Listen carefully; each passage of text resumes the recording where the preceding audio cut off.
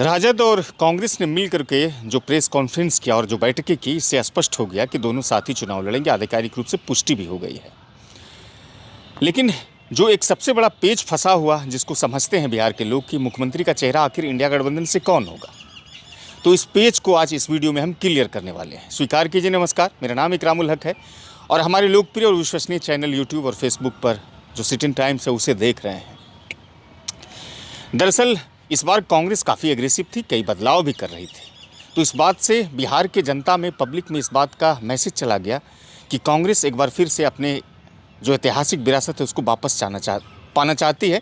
और 1989 से पहले जब कांग्रेस अपने पूरी तरह से परवान पर थी, उरूज पर थी, वो स्थिति वापस लौटाना चाहती है कांग्रेस। इसको लेकर के उन्होंने घर घर झंडा अभियान, तो पलायन रोको, नौकरियां दो जैसे बड़े कार्यक्रम आज भी लगातार वो करने में जुटी हुई है। और साथ ही साथ जो स्टेट के हेड थे अखिलेश प्रसाद सिंह, उसे हटा करके राजेश राम को बनाया गया।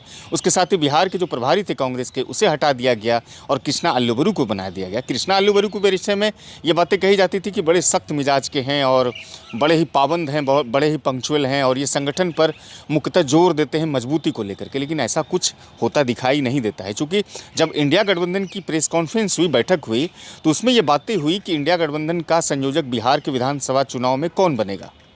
तो जो कृष्णा अल्लूबरू हैं, उन्होंने उठ करके ये बातें कह दी, कृष्णा अल्लूबरू, कि तेजस्वी यादव भी इंडिया के संयोजक होंगे, इंडिया गठबंधन के संयोजक होंगे। अब इस बात को समझिए कि कांग्रेस इस मैसेज को क्या देना चाहती है। कांग्रेस इस बात को समझना चाहती है कि कांग्रेस ढीली नहीं पड़ी है और बिहार की जनता के बीच में वो आज भी सक्रिय है।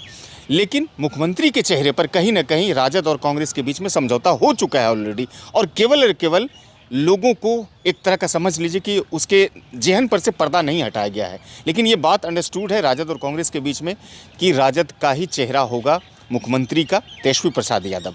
कांग्रेस अपनी तरफ से कोई भी उम्मीदवार को प्रेजेंट करने नहीं जा रही है बिहार के सीएम के तौर पर। और चूँकि कांग्रेस उस पोजीशन में भी नहीं है बिहार में कि राजद के साथ बहुत लंबा चौड़ा बार्गेनिंग कर सके। ये बातें अलग है कि कांग्रेसी कहते हैं कि नहीं, इस मरतबा काफ़ी बदलाव होने जा रहा है, लेकिन ऐसा कुछ होता दिखाई नहीं देगा। यानी कि कुल मिलाकर के देखा जाए तो ये पूरा का पूरा राजद और कांग्रेस के बीच में अंडरस्टैंडिंग है।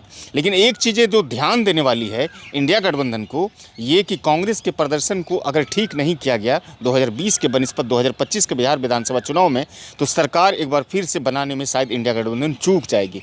हालांकि ये बातें हैं कि राजद आज भी सिंगल लार्जेस्ट पार्टी बनी हुई है और उनका जो वोट शेयरिंग है पूरे बिहार में लगभग 24% है, 23.5% है।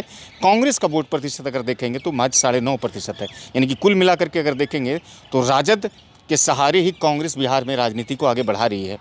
अब क्या होता है कांग्रेस और राजद के बीच में, वो भी आपके बीच हम लाएंगे। फिलहाल इस वीडियो को लोगों तक पहुंचाइएगा। मुझे सुनने के लिए, बर्दाश्त करने के लिए आप सबका बहुत शुक्रिया।